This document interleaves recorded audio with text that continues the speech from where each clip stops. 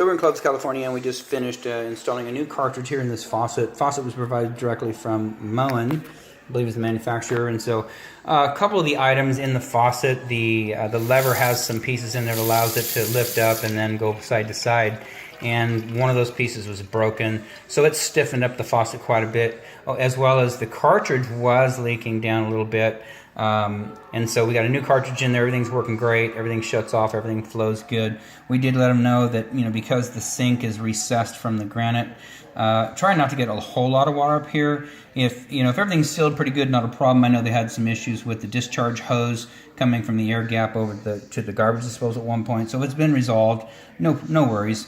But just monitor it. You know, if you do wash this area down, just take a peek down there. You'll know. If you take this spray hose right here and run it all over that faucet area right there, and if you look down there and water's draining down, that tells you don't do that. But anyway, so this area is taken care of. We've got a previous video, so we're not going to get back up underneath there and take a picture. But in the hall bath right here, what we had was this faucet had failed, and we'd gone in, got the spout tightened up.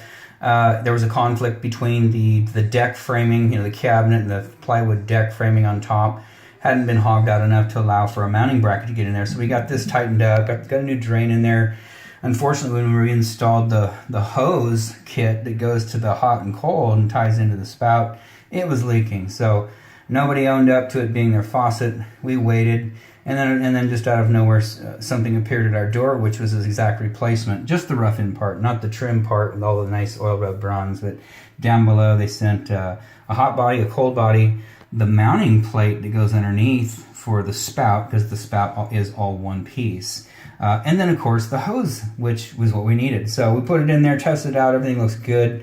So leave that. We get ready for an upgrade. We'd already talked to the homeowner, let them know. This requires two separate parts. You need a trim kit, you need a valve kit, and you can do whatever you want in here because it's just a little powder bath, so you don't have to stick to the theme of the home. Just pick something out you like and then get it and let us know. Outside of that, these installations are done.